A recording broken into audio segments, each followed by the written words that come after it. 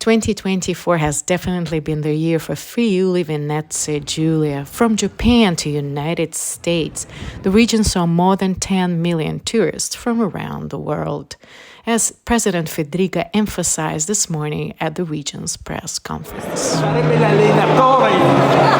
Parlando di Go 2025, tutti gli occhi di noi saranno puntati su Friuli Venezia Giulia. Come pensate di sfruttare questo momento? Intanto un anno straordinario. Abbiamo una serie di eventi importantissimi che vedranno nel Friuli Venezia Giulia essere protagonista.